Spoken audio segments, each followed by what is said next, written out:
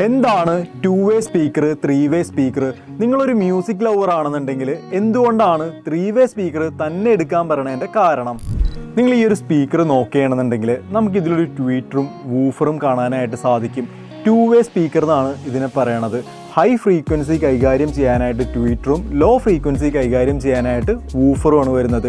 ഒന്നിലധികം വൂഫറുകൾ നമുക്കൊരു സ്പീക്കറിൽ കാണാനായിട്ട് സാധിക്കും. ഒന്നിലധികം ട്വീറ്ററുകൾ നമുക്കൊരു സ്പീക്കറിൽ അങ്ങനെ കാണാനായിട്ട് സാധിക്കാറില്ല. എന്ന് വെച്ചിട്ടുണ്ടെങ്കിൽ ഇല്ല എന്നല്ല അർത്ഥം, ഹൈ എൻഡ് മോഡലുകളിൽ നമുക്ക് കാണാനായിട്ട് സാധിക്കും. നമുക്ക് ചുറ്റുമുള്ള സ്പീക്കറുകൾ നിങ്ങൾ നോക്കുകയാണെങ്കിൽ ഒരു ട്വീറ്ററാണ് വരുന്നത്.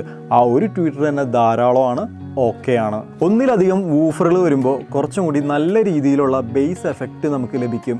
വൂഫറിന് പുറമെ നമുക്ക് പാസീവ് റേഡിയേറ്ററുകളും സ്പീക്കറിൽ കാണാനായിട്ട് സാധിക്കും. ഈ ഒരു പാസീവ് റേഡിയേറ്ററുകൾ ഡെമ്മി സ്പീക്കറുകളെന്ന് നമുക്ക് വേണമെന്നുണ്ടെങ്കിൽ പറയാം. ഈ ഒരു പാസീവ് റേഡിയേറ്റർ ഉണ്ടെങ്കിൽ ബേസ് കുറച്ചും കൂടി എക്സ്റ്റെൻഡ് ചെയ്യാനായിട്ടത് സഹായിക്കും.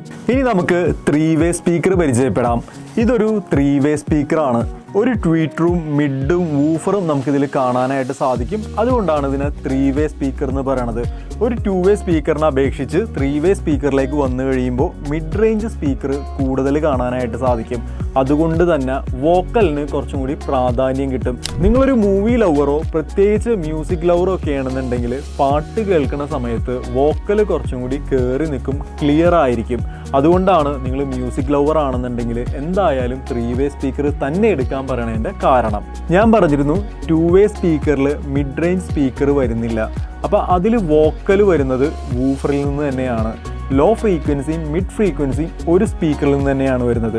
രണ്ടും ഒരു സ്പീക്കറിൽ നിന്ന് വരുമ്പോൾ അതിൻ്റേതായ പോരായ്മകൾ ഉണ്ടാകും. നമ്മൾ പ്രൈസ് കൂടിയ മോഡലിലേക്ക് വന്നു കഴിയുമ്പോൾ ഈ ഒരു വോക്കലിന് 2-way ആണെന്നുണ്ടെങ്കിലും കുറച്ചും കൂടി പ്രാധാന്യം കിട്ടും. എന്നിരുന്നാലും ഒരു പ്യുവർ 3-wayയുടെ അത്രയും ക്വാളിറ്റി നമുക്ക് അതിൽ നിന്ന് ലഭിക്കില്ല. ഇനി ഒരു കാര്യം കൂടി പറഞ്ഞ് നമുക്ക് അവസാനിപ്പിക്കാം. ഒരു മനുഷ്യന് കേൾക്കാവുന്ന ശബ്ദത്തിൻ്റെ അളവ് എന്ന് പറയുന്നത് 20 ഹെഡ്സ് മുതൽ 20,000 ഹെഡ്സ് വരെയാണ്. ഇത് പലർക്കും പല രീതിയിലായിരിക്കും.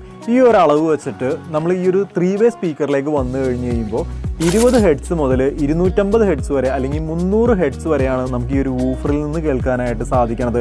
300 ഹെഡ്സ് മുതൽ 3000 ഹെഡ്സ് വരെ അല്ലെങ്കിൽ 4000 ഹെഡ്സ് വരെയാണ് നമുക്ക് ഈ ഒരു മിഡ് റേഞ്ച് സ്പീക്കറിൽ നിന്ന് കേൾക്കാനായിട്ട് സാധിക്കുന്നത്. 4000 ഹെഡ്സ് മുതൽ 20,000 ഹെഡ്സ് വരെയാണ് ഈ ഒരു ട്വീറ്ററിൽ നിന്ന് നമുക്ക് കേൾക്കാനായിട്ട് സാധിക്കുന്നത്. ഇതിനെ നമുക്ക് പലതായിട്ട് തരംതിരിക്കാനായിട്ട് സാധിക്കും. പക്ഷേ ഇത്രയും നിങ്ങൾ മനസ്സിലാക്കി വെക്കുക. ഇത്തരത്തിലുള്ള ടവർ സ്പീക്കറുകൾ, 2-way സ്പീക്കറുകൾ, 3-way സ്പീക്കറുകൾ, ബുക്ക് സ്പീക്കറുകൾ, സറൗണ്ടിങ് സ്പീക്കറുകൾ, അറ്റ്മോസ് സ്പീക്കറുകൾ, സബ് വൂഫറുകൾ, ഇതൊക്കെ നിങ്ങൾക്ക് വേണമെന്നുണ്ടെങ്കിൽ ഇതിൻ്റെയൊക്കെ കൂടുതൽ ഡീറ്റെയിൽ അറിയാനായിട്ട് കോൺടാക്റ്റ് ചെയ്യുക.